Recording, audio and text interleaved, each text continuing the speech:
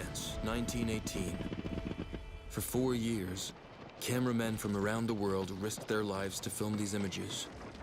Sometimes they recreated scenes afterwards in order to preserve them in our memory. We have enhanced their images with color and sound.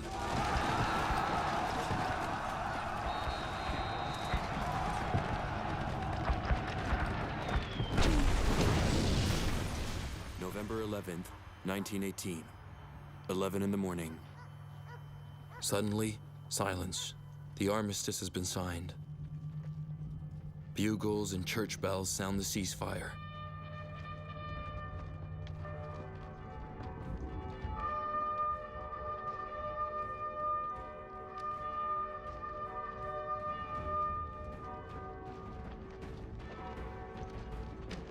Moments before, Private George Lawrence Price, a Canadian, is killed. He is the war's last fallen soldier.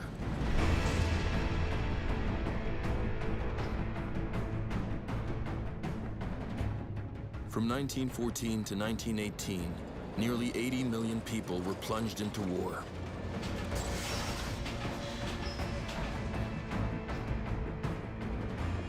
$10 million soldiers died, mowed down by bullets, blown to pieces by bombs, incinerated, starved, devoured by rats and lice, killed by the epidemics that thrive on misery. 20 million more were wounded.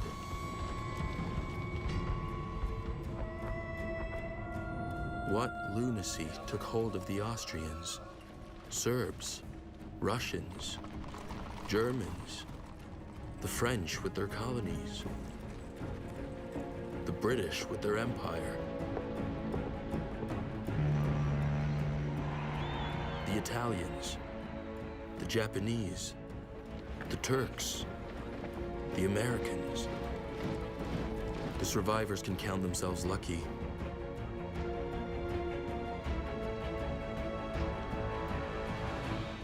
But they have lost their youth.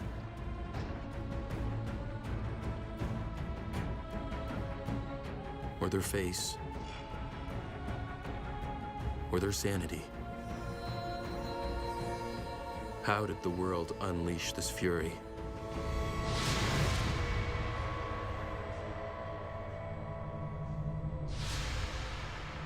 (1914).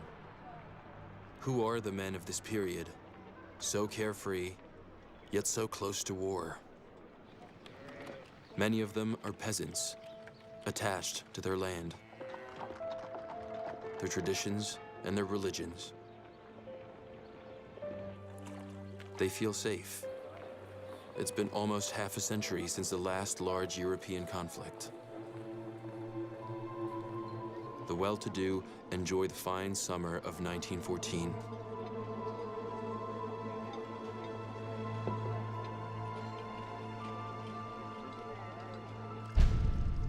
René Ferrari, 34, from a line of Italian immigrants who made their fortune in heating, is one of the first home movie enthusiasts. He believes that film will preserve the image of his happiness, not realizing how fragile it is. René is married to Jacqueline. They have 3 children, Pierre, Claude, and Alain, and a faithful maid, Alphonsine. They live a short distance from the railroad. Trains are so modern and practical.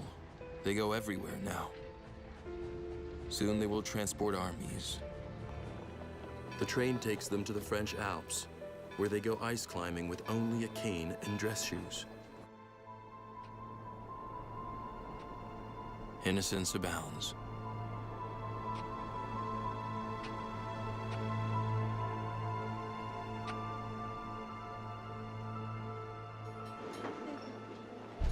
Vienna, 1914.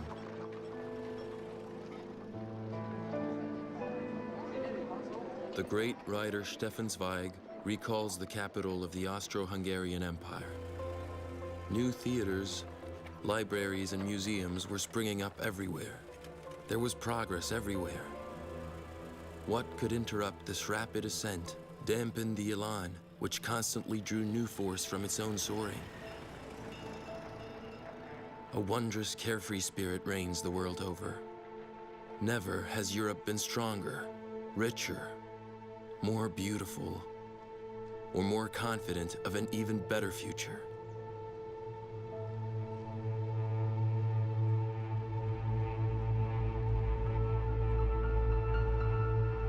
It is still the Belle Époque of the early 1900s, but not for all. Workers put in twice the hours as those of today, yet earn half as much.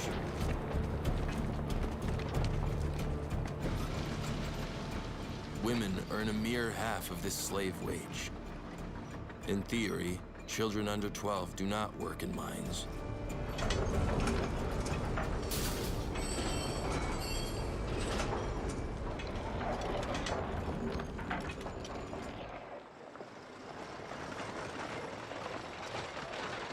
In France, Jean Jaurès is the great leader of the working class. He is worried. He knows that among Europe's elite, many captains of industry speak openly of a war to end the movement for workers' demands.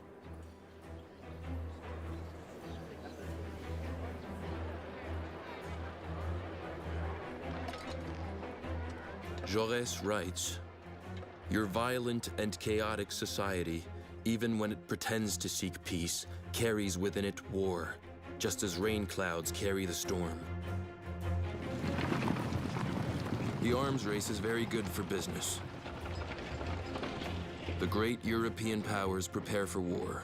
Their endless military service trains men for war.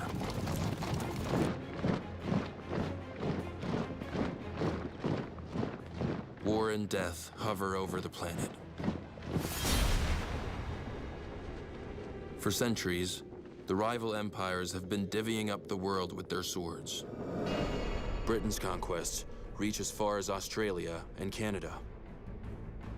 France's from Indochina to Africa.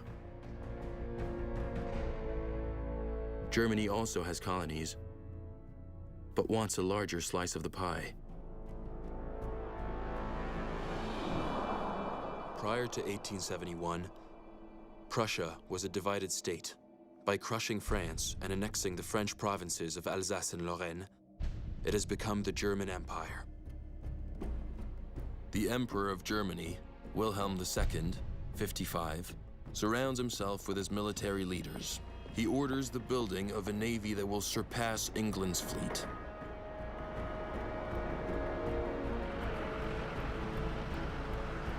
He wants to give Germany its place in the sun.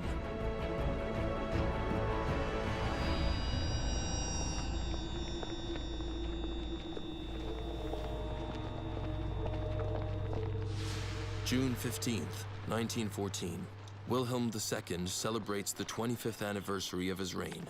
He loves to parade, but can mount his horse only from a stool because of his handicap.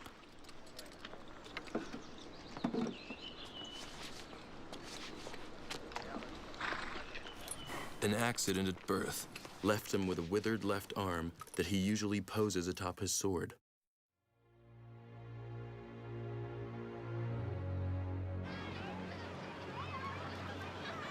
After years of failed treatments, he has developed an unstable character and is prone to violent outbursts of anger.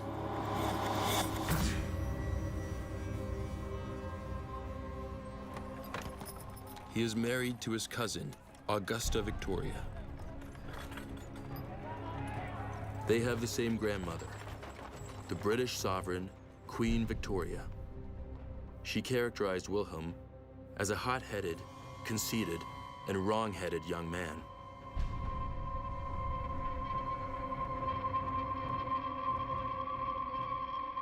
Wilhelm has a conflicted relationship with his English royal family, so powerful and dominating. One day, while hunting, he hurts himself and screams revealingly, "This damned English blood." For Wilhelm II, the United Kingdom has been a threat ever since it formed the Triple Alliance with France and Russia.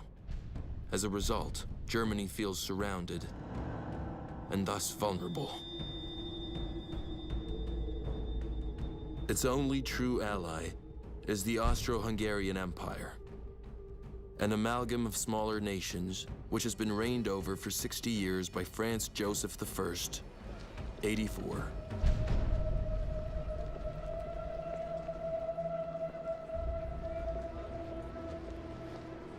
His long life has been punctuated by tragedy, the suicide of his son and the assassination of his wife. Empress Elizabeth, Sisi, as she was known, was the sweetheart of his youth. He is now an old emperor, many of whose subjects demand independence. He rules a tinderbox, but Franz Joseph and his arrogant officers and politicians oppose reform of any kind. His empire is referred to as the Joyful Apocalypse.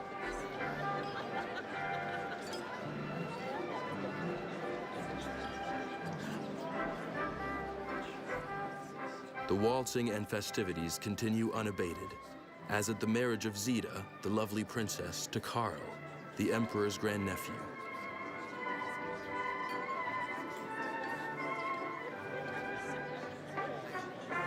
But it is his nephew, Franz Ferdinand, who is the heir presumptive to the Austro-Hungarian throne. Franz Ferdinand is married to the Countess Sophie Chotek, an aristocrat but not of royal blood. Franz Joseph does not approve, nor does he approve of the reformist ideas of his heir.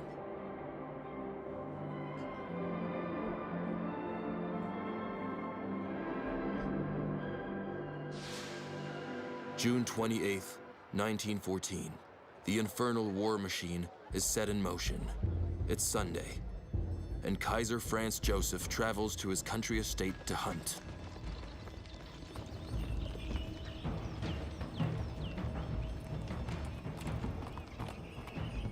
There, he learns that the heir to the throne, his nephew, Franz Ferdinand, and his wife have been assassinated in Sarajevo.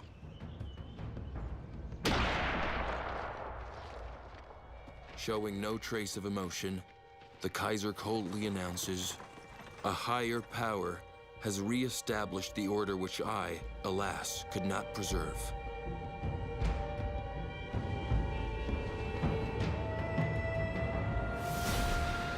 Sarajevo. The name echoes like a scream across history.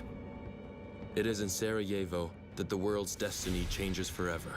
In Bosnia, which Austria-Hungary has annexed recently. But Serbia had opposed this move. It wants to expand by uniting the Slavic peoples of the Balkans. June 28, 1914, Sarajevo. Franz Ferdinand, the heir to the Austro-Hungarian crown, together with his wife, has just escaped a first assassination attempt. They stop at City Hall to protest vehemently. These are the last images of the couple. When they leave the building a little later, they are shot dead with a pistol.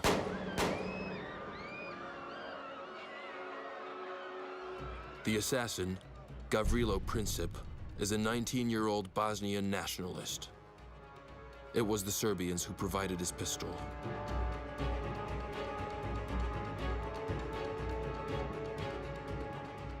This assassination in Sarajevo will have unimaginable consequences.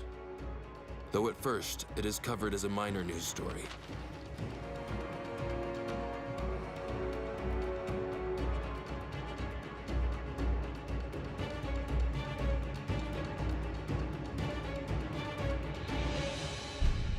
Along the Thames, the future queen of the mystery novel, Agatha Christie, then 24, notes, "When, in far-off Serbia, an archduke was assassinated, it seemed such a far-away incident. In those countries, people were always being assassinated." The British paid scant attention to the black hole of Europe, known as the Balkan Powder Keg. In 1912, 2 Balkan wars had left 200,000 dead.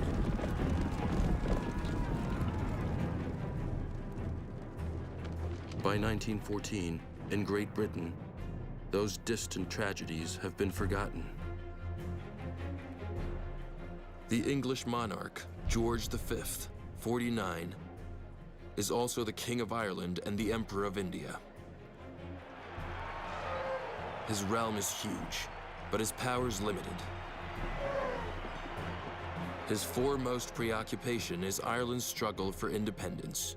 On June 28, 1914, he writes, "The assassination in Sarajevo is one more shock for the old Emperor of Austria." George V has no sense of what is about to explode, any more than the President of France, who has come to London on an official visit to reaffirm the Entente Cordiale, the new friendship, which after centuries of deadly rivalry, now links Great Britain and France.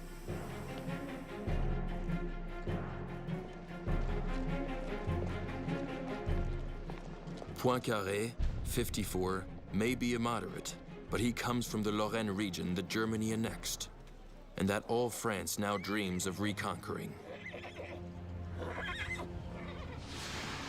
July 3rd, 1914, with the funerals of Franz Ferdinand and Sophie Chotek, the countdown to war begins. Austria's generals have long sought an excuse to subjugate Serbia. They cannot prove the country's responsibility for the Sarajevo assassinations, but they managed to convince their emperor. The Austrian chief of staff declares, "We must rid ourselves of the Serbs, for they are forever biting the heel of the empire, like snakes."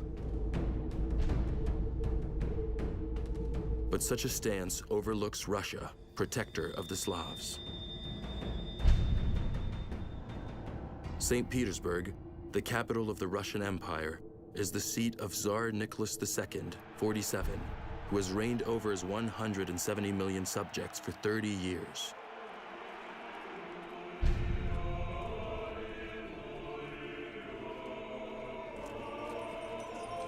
He celebrates the tricentennial of the Russian dynasty amid the pomp of the Orthodox Church. Parading alongside him, Tsarina Alexandra and their son, Tsarevich Alexei. And close behind, their 4 daughters, the Grand Duchesses, Olga, Tatiana, Maria, and Anastasia. In 1905, Russia lost a war against Japan and experienced its first revolution.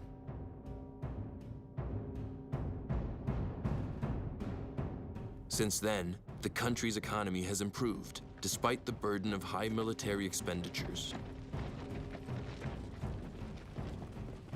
In early July of 1914, amid Europe's looming misfortunes, the Tsar takes a cruise on the Baltic Sea aboard his yacht.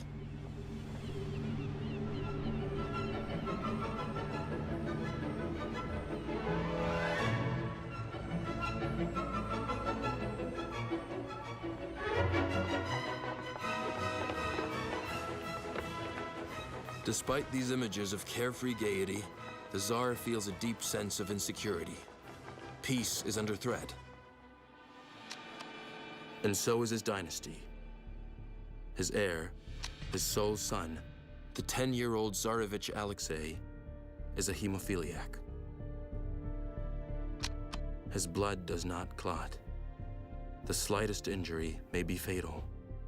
To ward off the ill fortune that has plunged her into depression, his mother, the Tsarina, seeks help from a faith-healing monk, Rasputin, whose influence is on the rise. Rasputin may help the Tsarevich, but he also meddles in the affairs of the Tsar. Tsarevich Alexei, on whom his parents dote, has convinced them by throwing another tantrum to allow him to go for a row, but he is not allowed to swim. The faithful seaman Derivenko, so strong and reassuring, has protected the Tsarevich since he took his first steps. He is constantly on guard, but like so many sick children, the Tsarevich is unruly. Will he ever be allowed to play? Will he even get the chance to grow up?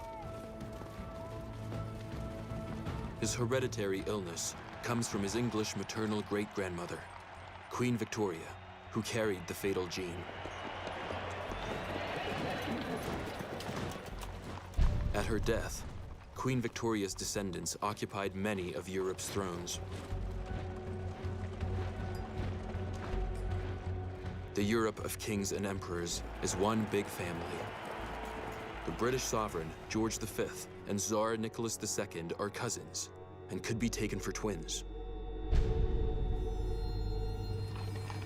The German Kaiser is also their cousin, and the Tsarevich's godfather. Peace should reign in the family. But in each country, strong nationalist factions see war as the opportunity to finish off a dangerous rival. And the assassination of Franz Ferdinand, the heir to the Austrian throne, is for Wilhelm II the most serious threat of all, an attack on the divine right of kings.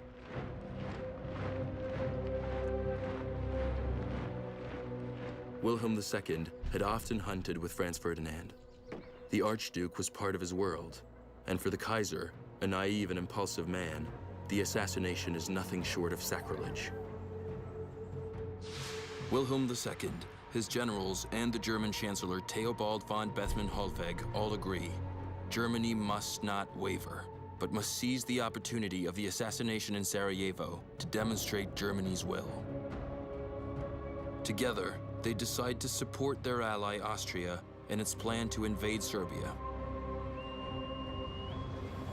The threat of war doesn't keep Wilhelm II from leaving on July 6, 1914, for a summer cruise on his yacht, an 8,000-ton, 130-yard-long Leviathan.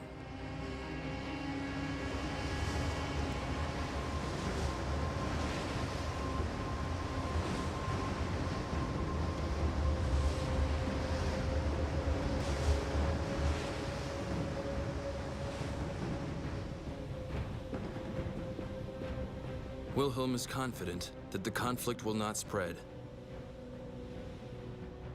He says, it will be all over in a week. The Tsar won't enter the war because Russia is unprepared, and its ally, France, has no heavy artillery.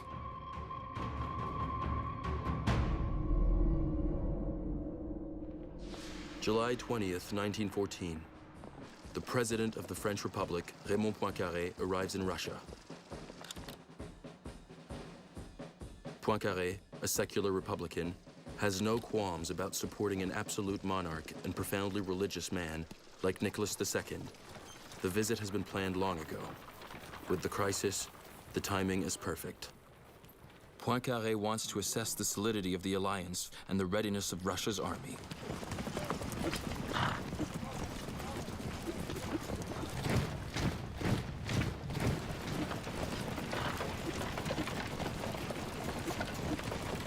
The French president issues a cautious statement. The current crisis must remain limited to Serbia. But as France's leaders prepare to return to Paris, the government cancels all leave for military personnel and calls all generals back from holiday.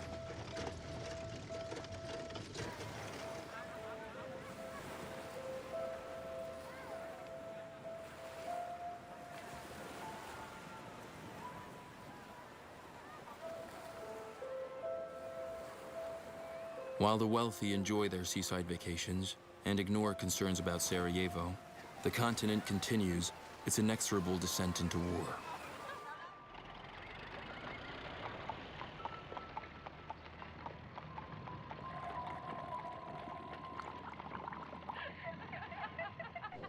The Austrians prepare. July 23rd, 1914. The government in Vienna sends Belgrade an ultimatum with a provision that its imperial police be allowed to investigate on Serbian territory. Belgrade answers back, Serbia is not a province of the Austro-Hungarian Empire.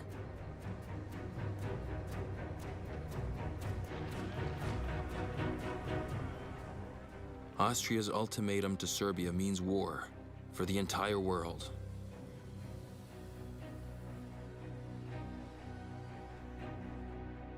The President of the United States, the Democrat Woodrow Wilson, 58, is an intellectual and a pacifist. He wants to preserve America's neutrality. He says, I want to keep the United States out of a European war. In Canada, fear of war is headline news.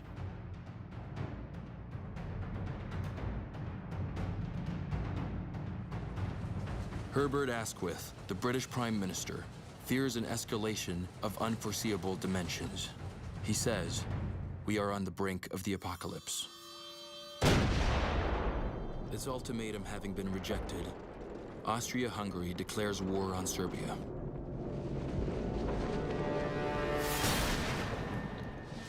July 28, 1914, the Austrian artillery's Skoda cannons enter into action against Belgrade.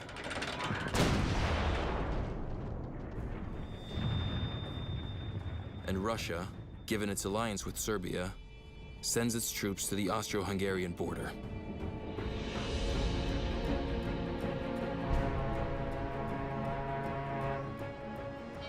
July 30th, 1914, Wilhelm II cuts short his cruise. The Kaiser comes ashore with his dachshund, who precedes him everywhere. Given his alliance with Austria, he issues an ultimatum to his cousin, Nicholas II, ordering him to withdraw his troops from the Austrian border. Nicholas, on the contrary, mobilizes. He writes to his cousin and ally, George V of England. "I do not know what may happen. Austria has gone off upon a reckless war, which can easily end in a general conflagration."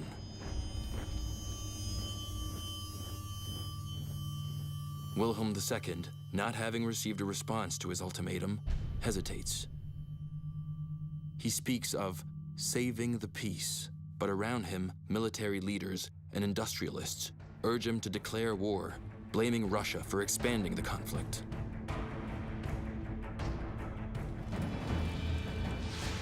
August 1st, 1914, Germany mobilizes and declares war on Russia.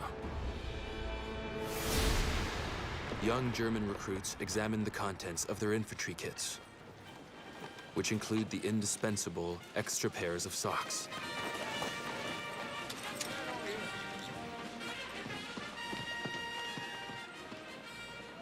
Barely out of boyhood, they are issued razor-sharp bayonets and, a symbol of the German army, the odd spiked helmet meant to deflect saber blows. Most are eager to defend their threatened homeland. As the future writer Ernst Jünger notes, "We had come from classrooms and factory workbenches, and a few brief weeks of training had bonded us into one large and enthusiastic group."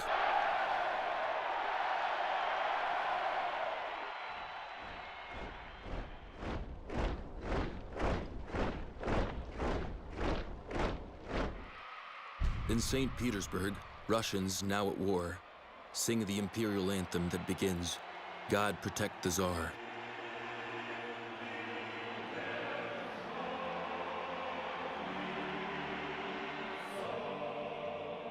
The French ambassador is present. He writes, "The Tsar is overcome with emotion.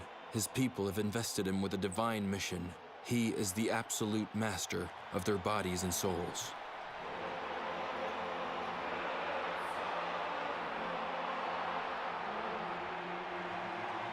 The Tsarina appears.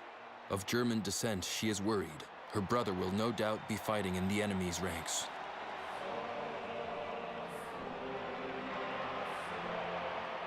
Rasputin cables Nicholas II. "With war will come the end of Russia and yourselves, and you will lose to the last man."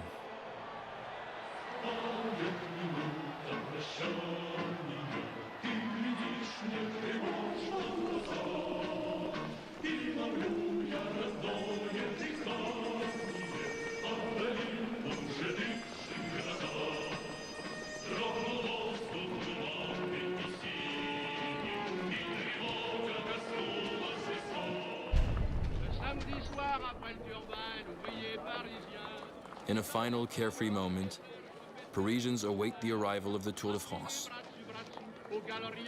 The race begins on the same day as the assassination in Sarajevo.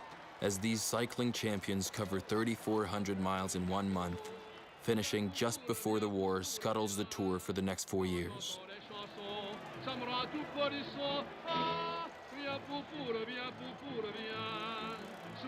The winner is the Belgian great, Philippe Thys of the Peugeot team. August 1st, 1914. Les Halles, the legendary food market, the heart and soul of the French capital, wakes up in mourning.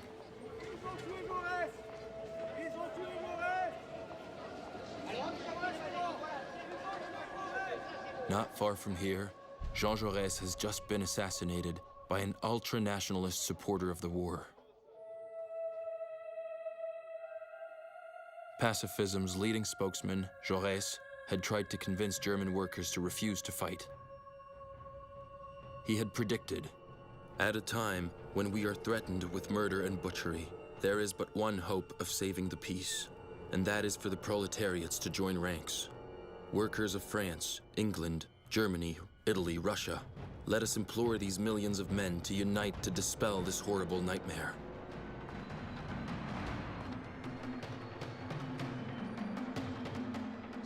August 2nd, 1914. The order for general mobilization is posted across all of France.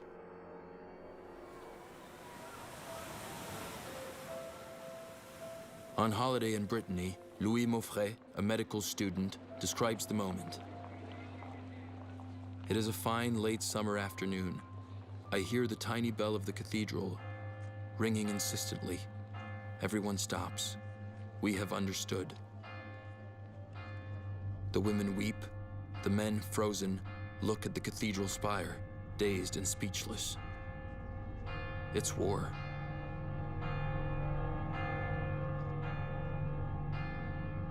In the distance, we can hear the bells of Viviers, Mondol, Carfontaine, and Baguères-Morvan. It's heart-wrenching. On August 3rd, 1914, Paris learns that Germany has declared war on France because France is an ally of Russia. That same day, Jaurès is buried, and with him, all hope for peace. In France, Germany, and Russia, workers rally to defend their homelands. In France, Poincaré baptizes this triumph of the nationalist forces, the Sacred Union.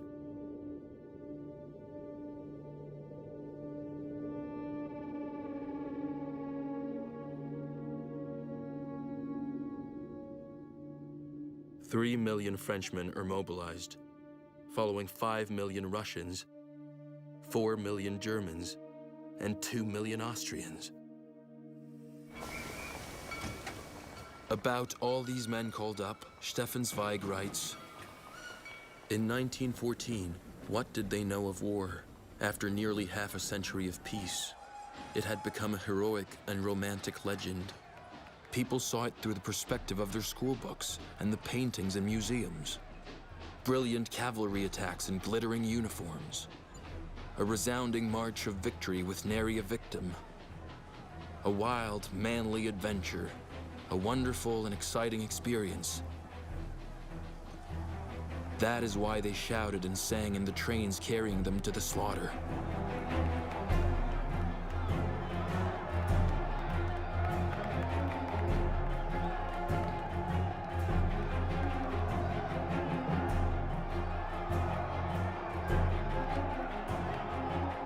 If they are not happy, they prefer not to show it. In Toulouse, a young farmer, Henri Desperrières, writes, any sign of sadness was banished. We swaggered before our fellow countrymen.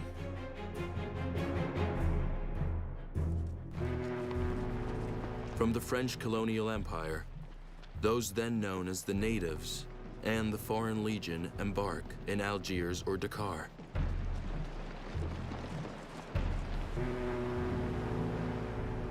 On boats almost as crowded as the slave ships of the past, resigned, dancing for the camera, they sail toward a world of the unknown.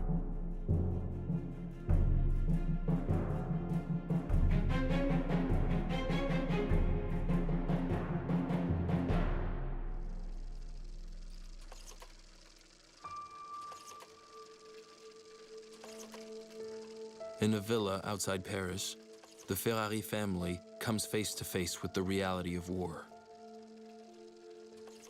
The men have been mobilized, as have all Frenchmen between the ages of 20 to 48. But in her rose garden, Jacqueline is confident that René will soon be back, that before the roses have withered, the war will be over.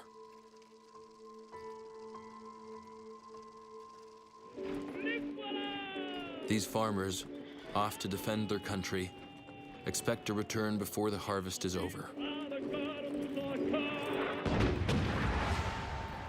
August 3rd, 1914. The Germans attack. They count on a rapid victory in a brief war. Their plan, known as the Schlieffen Plan, after the German general who devised it, consists of crossing Luxembourg and Belgium before the Russians attack from the east and force the Germans to fight on two fronts. Belgian neutrality had been instituted after the defeat of Napoleon to create a buffer between Britain, France, and Germany. Its violation now provokes an immediate reaction from London.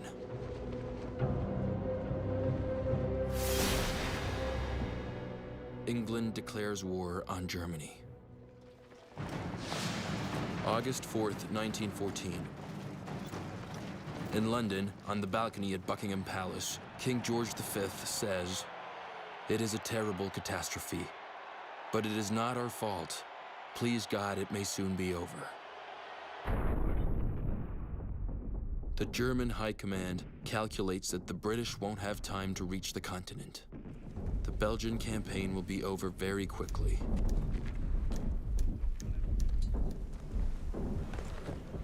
But the Belgians stand firm. Albert I, their valiant king, tells his people, "A country that defends itself cannot perish." The Belgians have armored trains and strong defenses protecting their cities.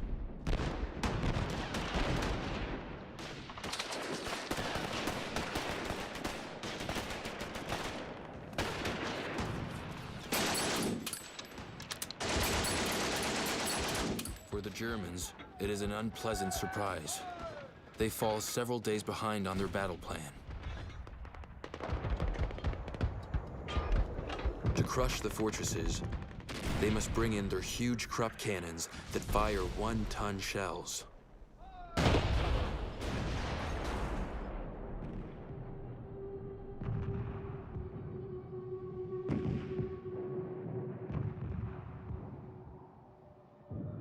So the Belgians destroy their train tracks by crashing their own locomotives into each other.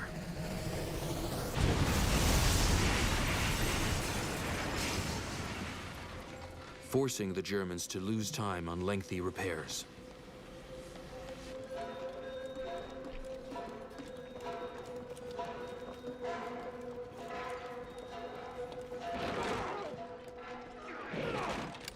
While the Germans mark time in Belgium and the Russians prepare their offensive, the Austro-Hungarians, who expected to punish the Serbs in a week, are stopped in their tracks. The Serbs proved to be fearsome combatants. After 2 weeks, the Austrian death toll has already reached 25,000, and the Serbs celebrate their victory, for now.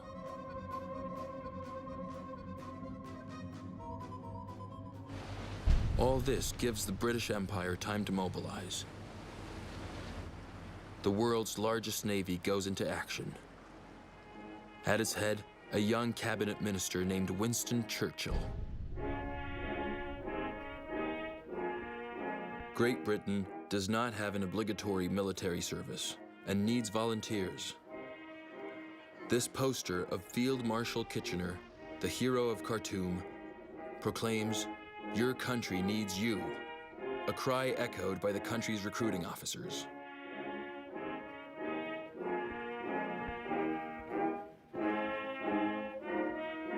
The modest British army of 100,000 men expands into an expeditionary force of 1 million soldiers, drawn from the Empire's huge reserves. In Quebec, recruits kiss the scriptures and say their prayers, thinking about the long sea crossing that lies ahead.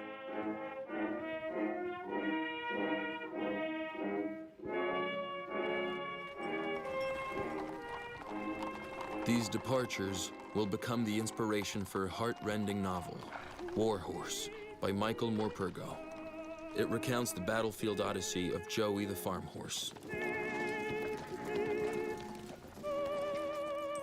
Joey, who can speak, says he was chosen because he was judged sound as a bell, fit for anything, cavalry or artillery.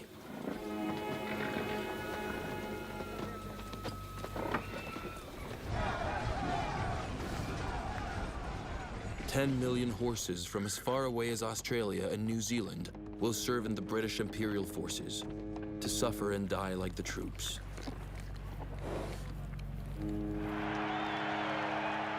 Without ever suspecting what awaits them."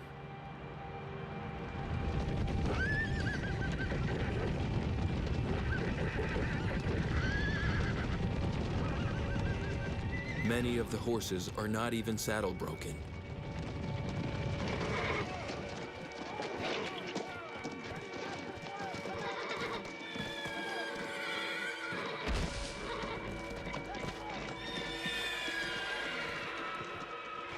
Joey the warhorse declares confidently, "The soldiers are buoyant with optimism, as if they were embarking on some great military picnic."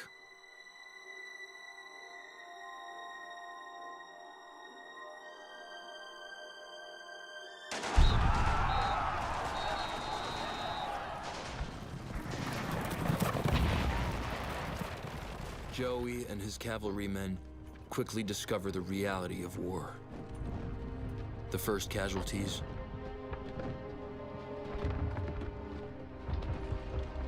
the first German prisoners,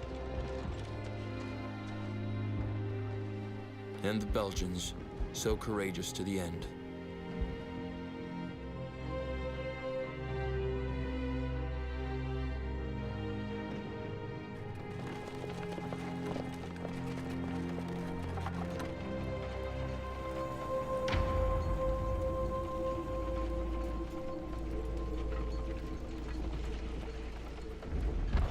The French also have a resolutely offensive plan, known as Plan 17.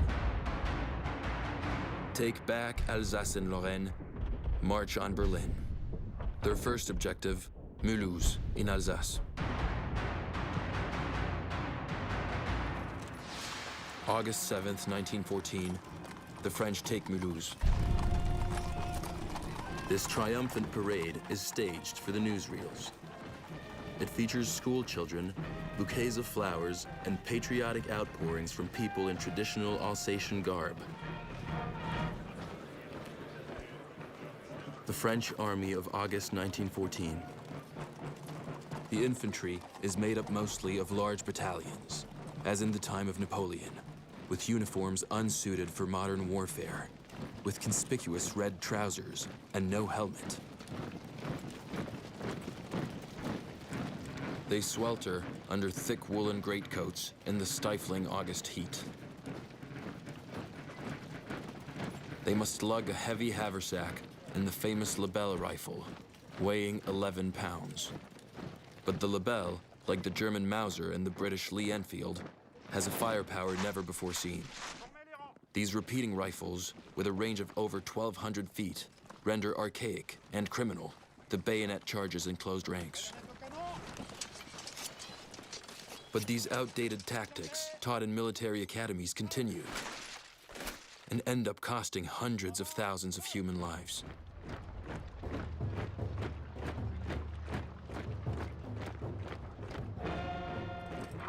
Three days after the filming of these scenes, the French troops are driven out of Mulhouse by a counteroffensive. The Germans then turn their machine guns on the local populace, whom they accuse of committing hostile acts towards the Kaiser's troops. In Belgium, too, the Germans have launched their strategy of reprisals.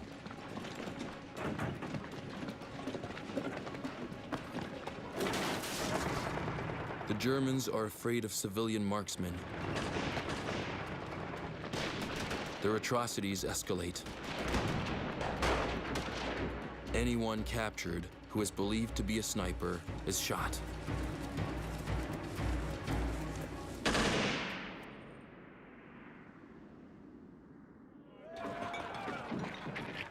As with soldiers everywhere, alcohol assuages the horror and helps spread tall tales, including the one about the German infantryman stabbed by a Belgian priest.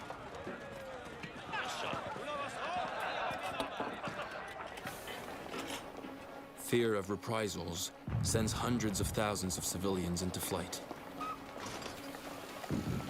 Belgians, French, and British accuse the Huns, as they call their enemies, of rape, of cutting off women's breasts and children's hands.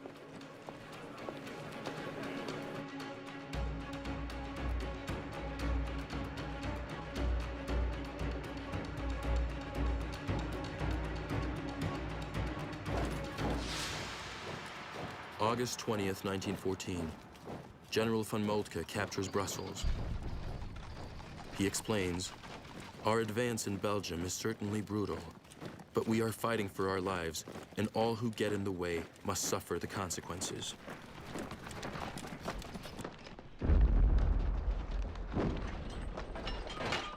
The Germans destroy historical monuments, lay waste to Louvain, the city known as the Belgian Oxford, and burn its medieval university and irreplaceable library.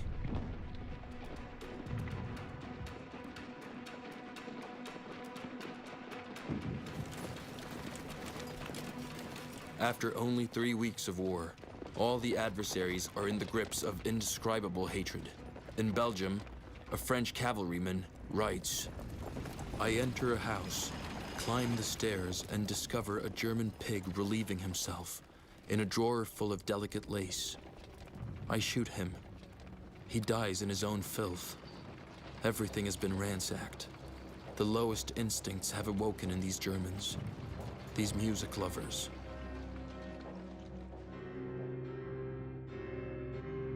In the east, contrary to German plans, the Russians have crossed the border and entered East Prussia. And now it is the Germans who begin to flee what they call the Russian steamroller. August 22nd, 1914. Panic sets in. These German refugees also tell of destruction and pillaging.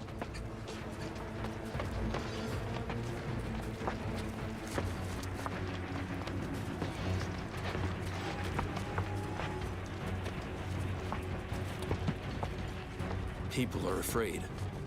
Uncertainty reigns. Kaiser Wilhelm II vacillates between despondency and martial enthusiasm. His paranoia worsens. He insists, England, France, and Russia have agreed among themselves to wage a war of extermination against us.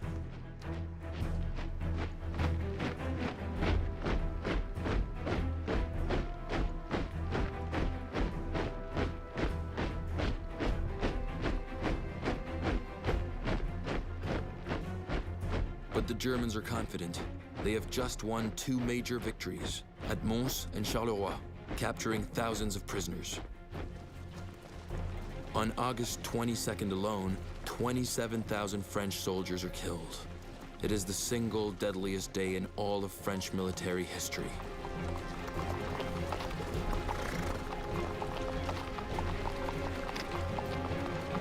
Wilhelm II addresses his subjects. He says, "Wir werden uns wehren bis zum letzten Hauch von Mann und Ross. Und wir werden diesen Kampf bestehen, auch gegen eine Welt von Feinden. Noch nie war Deutschland überwunden, wenn es einig war." The German army marches on Paris. Despite delays, the Schlieffen Plan is succeeding. The French government has fled the capital. The Germans are now only 30 miles from Paris. Victory is near.